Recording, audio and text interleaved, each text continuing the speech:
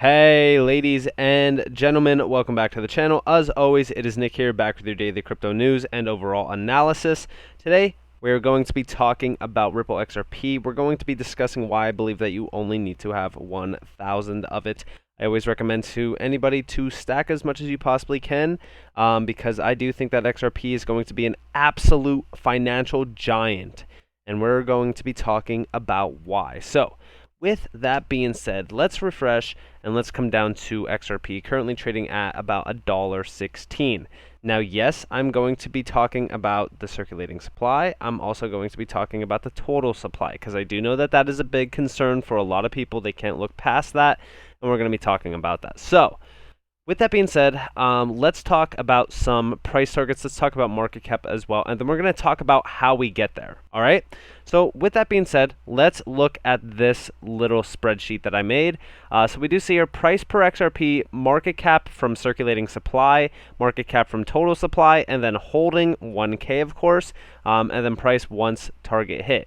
And of course, you could pretty much do the math. If you were holding 10K, it would be 100K, 10K here. It would basically be 1 million. This will be, 10 million, and then this would obviously be 100 million. So when we look here, so we do see the market cap, once it hits $10, is 465.1 billion. We do see at $100, it's 4.65 trillion, 1,000, 46.5 trillion, and then at $10,000, it's 465.1 trillion. And then obviously over here we have 1 trillion, 10 trillion, 100 trillion, and $1 quadrillion. I know exactly what people are about to say. This is absolutely insane. This is never going to happen. Stop spewing hopium, blah, blah, blah. And I get it. A lot of people say that anytime that I do make one of these videos. That's totally fine. But we're going to be talking about why this is a high possibility of happening long term. I'm not going to say it's happening this year, or it's not going to be, hey, you're going to wake up one day and all of a sudden, boom, you're going to have millions of dollars in, your portfolio, your ledger, whatever the case may be. But I'm saying that this is a highly possibility, especially when we look into what XRP is doing.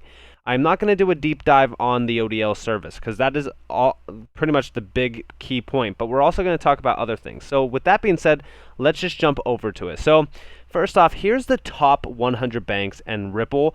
Now, I have this actually filtered to only Ripple beginning in this. Now, this is the 100 largest banks in the world by total assets, just to give you guys an insight. Now, this is what's connected to Ripple, as we do see here. So we do see Mitsubishi UFJ, which is the biggest bank over in Japan. They are a customer of Ripple and XRP. We also see HSBC Holding PLC, United Kingdom. Again, huge bank. We do see the rank number 5, 7, 8 as well. Again, these are, Ripple Net Committee, customer. We do even see here France, number 10, Japan Post Bank, 12. Again, these are all connected to Ripple, and just look at how many there are, right? So we have 3, 6, 9, 12, 15, 18, 21, 24, 25, 26, 27, 28, 29, 30, 31, all the way down to 34, 37, and 38. We have 38 of the largest, I could have just went off a percentage here, but it's all good. We have 38 of the world's top 100 banks. I just want to let you guys know, okay, that when we talk about this, and we even see here, bear in mind that there are NDAs, so non-disclosure agreements, where they cannot release any of this info in place, and banks might be connected to Ripple via other integrators. But when we talk about 38% of the world's top 100 banks are already customers and clients of Ripple. First off, SBI is massive, just so you guys know. But I've been talking about this for a very long time.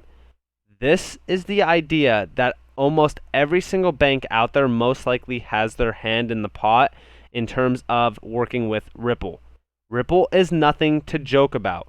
When we talk about some of these banks, for an example, just look at how many other banks are on here that could be possibly connected. Now, this is a 2019 overall article, or I should say list. Now, I don't know if they have, all right, so there's no Egypt on here or anything like that, but we do know that when we talk about Egypt, Egypt's largest bank joins Ripple network for cross-border payments. Now, this goes all the way back to May 19th of this year. We do see that they are the largest bank. Not only that, but they are going to be utilizing them for cross-border payments. I just want to say right now, when we talk about these massive, giants in this space, for an example, the market for Egypt is huge, with the North African country receiving $24 billion in 2020 alone. That is nothing to joke about. When we talk about moving massive amounts of money, we also have to talk about SWIFT. For example, here's that patent website that I went over just the other day. A lot of people already went over this as well. But I just want to quote this. We do see here, settlement gateway of payers bank sends by way of non-limiting example XRP, the native currency of the Ripple protocol, to billers bank gateway, payers bank gateway, notifies token database 1023 of receipt.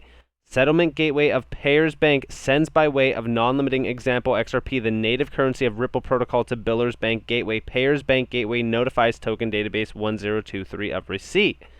Now, why is this even, important, especially in regards to this, right? Well, it's simple. Because when we go over here and we look at Swift Go launching for banks, posing a threat to Ripple, all this FUD that was going on, right? This goes back to, pretty much just July 27th, nearly a whole month, back. This is where we talk about the fact that Swift is not replacing Ripple. And honestly, Ripple never had plans of replacing Swift either. And we're going to talk about that here shortly. So, we also talk about Stellar Lumens XLM, the Ripple killer, right? 4 years ago. How funny is this, right? So, I've been talking about Ripple and also Stellar Lumens for quite some time. Stellar Lumens, in my opinion, is nothing to worry about. I already said Stellar Lumens is for normies, right? It's for normie use. It's not for banks. Stellar Lumens is P2P payments. Ripple XRP is for B2B payments and banks. I've said this multiple times. Now, just keep that in mind. Let's go over here. So first and foremost, okay, when we talk about Ripple and these banks and this, how we get to these massive price targets, right? I've said we got to talk about the ODL service, but we also have to talk about other things. For example, in order to truly make widespread real-time payments a reality, blockchain and digital asset technology needs to be leveraged as a crucial component for speeding up the settlement process. Blockchain technology allows businesses and financial institutions to transact and accept payments directly, eliminating the need for a middleman like Swift. I understand that I just said that they're not trying to kill Swift. That article kind of goes against that. But the reason why I do think that we're not trying to go for Swift anymore is because this article is from 2019. But when we talk about Swift, we also know the fact that Swift has multiple patents with XRP, even going back to this, all right? And when we talk about that, it's the idea that Swift will most likely have to utilize XRP when Swift is being utilized, and Swift does $5 trillion a day in payments. So they are already doing 1 quadrillion plus a year in payments alone. Now, we do see that RippleNet is faster technology forward infrastructure layer for global payments. We already know that, right? I know a lot of people are going to say, well, it's RippleNet, it's not XRP, right? Well, here we go. These financial institutions that utilize RippleNet also have the access to its ODL service. That ODL service is the big selling point. Now, here's the big selling point for RippleNet. ODL eliminates the complex IOU infrastructure, pre-approved payments basically, by allowing financial institutions to leverage the XRP ledger and digital assets as a means of instant settlement to avoid pre-funding. This frees up their capital and guarantees competitive FX rates. We just here, as a digital asset, XRP acts as a bridge between two currencies, ensuring payments are delivered and received in a given area's or user's local currency quickly. In fact, using RippleNet can cut the settlement period on cross-border payments from 3 days down to a scant 3 seconds, making these transactions truly frictionless. Now, the reason why I bring up RippleNet and XRP is because over here, in the ODL section of Ripple.com and in the RippleNet area, we do see that XRP is the fuel that pretty much burns and fuels the RippleNet service of ODL. That on-demand liquidity is as raw as it gets. Listen to it. On-demand liquidity. Do I really need to explain it to you guys? Think about it, right? Say for so I'm Bank A in the US, and I have a client that's sending money to Bank B over in China. How do we get there in 3 seconds? Well, we can't use SWIFT, because SWIFT is using Nostro-Vostro accounts that have locked capital and liquidity that's going to take 3 to 5 days plus to settle that payment, and it's a pre-approved payment, so basically it goes through with imaginary money, but it's actually not because it's backed by that locked liquidity.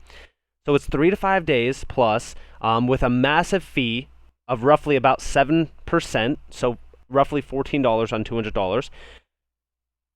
So how do we make that better? Well, we use XRP.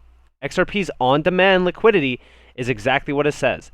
On demand. That's when the liquidity is actually used. It's not locked away. It's not stored away using trillions of dollars that could be freed up and provide an immense amount of volume for or value for a lot of these countries and companies and so forth.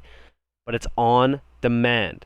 That is why it's such a big selling point for financial institutions that are using the ODL service that is liquid, fast, affordable, all this stuff using XRP. But when we also talk about this, right? We also have to talk about what's going to be happening in 2022 of November, okay? So we do see here, now we're thrilled to share that Ripple is part of the ISO 222 compliance overall, and the first member focused on distributed ledger technologies, which I've told you guys DLTs are huge. This membership enables us to meet the needs of our 300 plus customers that are banking systems, banking financial giants, institutional giants as well, by helping define the future direction of cross-border payment standards to evolve the ISO 222 standard. Through this membership, Ripple is able to contribute our experience and expertise in the application of the ISO 222 standard to cross-border payments and its use for the DLT data structures in our standardized API. In fact, Ripple and our customers on RippleNet are pioneers using ISO 222 for cross-border payments, adoption of ISO 222 for domestic ACH and RTGS payments has become widespread over the past 10 years, but so far its use by others have been limited in cross-border payments. We do see here, it's the de facto global data standard for modern payments, messaging between financial institutions and payment systems. Already adopted domestically in 70 countries, it is estimated that 87% of global financial transactions will be supported by ISO 222 by 2023. This common language helps banks, financial institutions, and systems realize end-to-end processing across domains and geographies, the key element of creating efficient interoperability. So, what am I getting from this? All right, so by 2023, okay, 87% of the global financial transactions will be supported by this. XRP already has 300 plus partnerships with these massive institutions. They are already accepted by 38% of the world's 100 top banks. Do you know how much money will be utilized and moved by XRP? We're talking quadrillion of dollars. SWIFT alone accounting for $1.27 quadrillion. But that is not where it stops, okay? So let's deep dive more into this. So we do see here, it is estimated that at least 46 million Americans own crypto today. Isn't that laughable? 46 million. That is nothing. But we even look down here. Even central banks are jumping head first to the potential of crypto. About 80% of central banks are exploring use cases involving central bank digital currencies, with 40% already testing proof of concept programs. Guys, what does this tell you? Central banks are going to have to use crypto for CBDCs. I've talked about it. CBDCs, once implemented without crypto, without DLTs, without a bridge asset, it is not efficient. It is basically just like using fiat currency right now. It is not good. It is inefficient. It is slow. It is pricey. And when we talk about these CBDCs, they need to utilize a DLT technology or a bridge technology. And guess what XRP is? Both of them. So let's look further, right? So I told you guys, tokenization is going to be a huge key player for a lot of money to flow over these assets. Now, we don't have to look at this top one here, but we want to read this here. We do see tokenization, is transforming how people buy, sell, track, and manage assets. Everything from art and real estate to intellectual property, equities, and supply chain goods. In fact, the World Economic Forum projects 10% of the world's GDP will be tokenized by 2027. With our years of experience working with the FIS, which is financial institutions, on using blockchain-based technologies, Ripple is uniquely positioned to partner with enterprises for that future. There's no question those who don't embrace these new technologies will be left behind. Guys, I've been trying to explain this to people and they just don't open their eyes. Ripple and XRP are going to take the world by storm in terms of adoption, tokenization, digitization, and ODL services that are going to provide immense value for massive financial giants out there. Now, let's do an even deeper dive, right? So we see SMEs as well. Okay, so it's not only ODL. I've talked about how ODL ISO 20022 is great for these massive giants, but don't forget about the small business as well. These are B2B, SMEs, small and medium-sized enterprises. They are doing $15 trillion a year in payments, okay? So when we talk about this, RippleNet was initially built to solve the challenges with speed, cost, and transparency in cross-border payments for those that have been grossly underserved by the financial system at large. I just told you guys about those fees for customers to send money across borders. 7%, $14 on every $200 spent. Similarly, small and medium-sized enterprises experience exorbitant cost as well as high expectations from their customers. With fewer banks extending capital to SMEs since the 2008 financial crisis, these businesses have trouble getting credit to supplement their already limited working capital. Around 70% of SMEs, which is a $15 trillion market, in emerging markets lack access to credit according to the World Bank. Furthermore, delayed payments to overseas customers or suppliers, employees, or other critical partners can be very damaging to these businesses.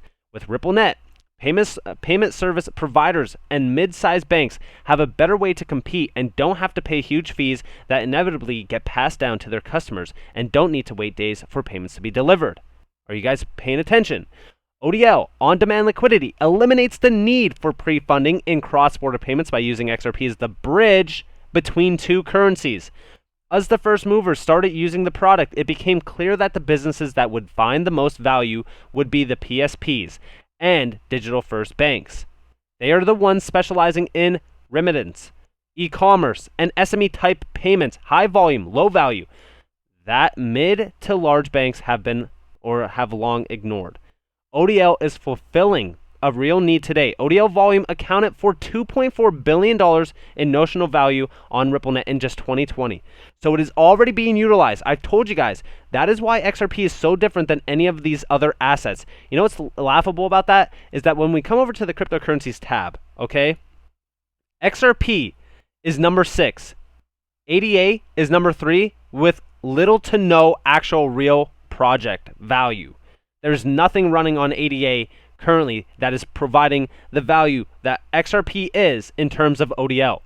Okay? And when we go back to this, I just want to say, okay, we also talk about in October of 2020, they introduced line of credit. So not only is ODL going to be a massive thing, but that line of credit is also going to be huge because it's extending the ODL service, which they allow RippleNet customers to source capital on demand to initiate cross-border payments at scale using XRP. Using XRP. Guys, I'm going to repeat that. Using XRP. Unlike incumbents who have large balance sheets that allow them to scale their businesses quickly, many fintechs and small and medium-sized enterprises, SMEs, $15 trillion, lack the capital and resources to compete.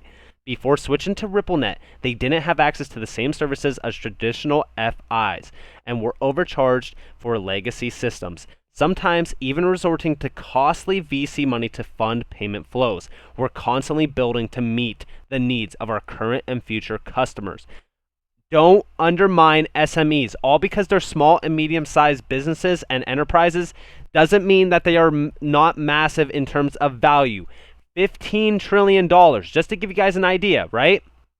I told you that market cap at $15 trillion would put us well over $100 in terms of circulating and even total supply. $15 trillion is a lot of value for us. We also see one last thing, and this is where I wrap this entire video up and explain to you where we go from here. New customers like Navanti joined Ripple's global payment network using ODL to enable payments from Australia to the Philippines, and we acquired 40% of Asia's leading cross-border payment specialist Tranglo to accelerate the expansion of ODL and line of credit in the region. As more enterprises want to add crypto-enabled services, customers like Navanti and Tranglo play a vital role on the network as fiat on and off ramps. Today, it's a matter of when, not if, crypto will play an integral role in the future of financial services. This industry has moved full speed ahead for the past decade, and it's only speeding up. The future belongs to those to build bridges between the traditional financial world and the new paradigm of crypto and blockchain technologies. Guys, I am not going to lie to you.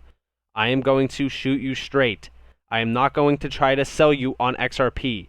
I have told you guys that when we talk about XRP, when we talk about Ripple, it's not just ODL, okay? Because ODL is huge. Don't get me wrong. I think ODL is going to be the big selling point to get us to these numbers.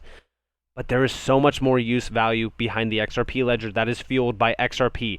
There is line of credit. There is so much stuff to actually talk about in terms of the overall adoption and acceptance of XRP. And what is happening right now in terms of the SEC lawsuit, do not pay attention to it, okay? Anything that they are telling you to get out of crypto, to get out of XRP, hey, we're going to sue them so that it stomps everybody out. They want you out for a reason. You want to know why? Because XRP is going to be the #1 choice for these cross-border payments.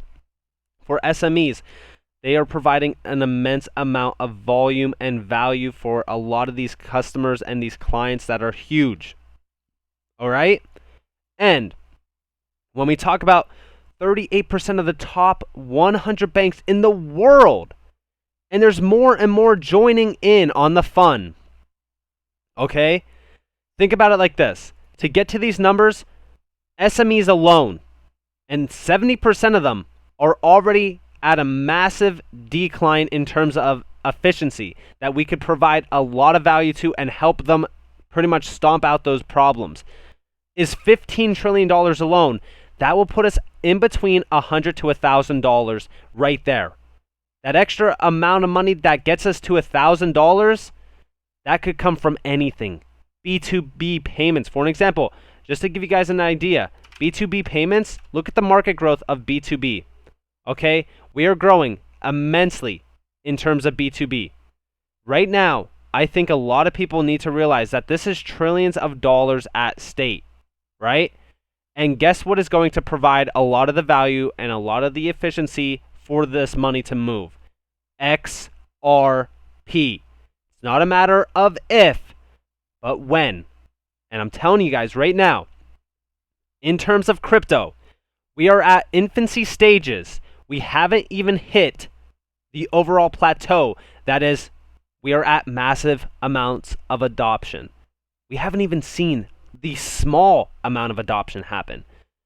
I could tell you right now, a plateau of where we will stop getting adopted in, that's years in the future. I'm talking like 2030 plus. XRP is going to be around for a very long time. The financial system has not been updated since 1966, when credit cards and debit cards were first implemented. We need to do better. Crypto is that better. And I don't care what the US government is saying, they need to adopt crypto or they will be left behind. So with that being said, I think when we talk about $1,000, a $10,000 plus XRP, it is evidently clear that all we need to do is provide a lot of value to these SMEs, to these big giant banking systems and institutions that we are already providing. All we need to do is get adopted and innovate these massive areas. And I do think that it's only a matter of time. I think by 2027, by 2030, this entire space is going to be absolutely different. I think even by 2023, okay? I think by 2025, which is the next bull run overall going from the 4-year cycle, we're not going to be in a bull or bear market. We're not going to be in a Bitcoin market. We are going to be in a utility-driven market where prices just continue to surge by utilization, and XRP is going to be one of the many front runners in this market. So with that being said, I hope that you guys enjoyed this video. If you guys did, definitely leave a like, subscribe, turn notifications on. If you guys do want more free content, you guys are more than welcome to follow me on Twitter and join the free Discord down in the description below. And guys, please, I just want to be aware, or want you all to be aware, please secure your XRP on cold storage, aka a ledger. There will be a link down in the comments below. You need to store your crypto on a cold storage, especially XRP, because massive delistings could be happening any second. They could be happening tomorrow, and they do not want you to hold XRP. So with that being said, check it out down in the comments below. And guys, I hope that you all have a beautiful day or a beautiful night wherever you guys are in this beautiful world. This has been Nick. Peace out.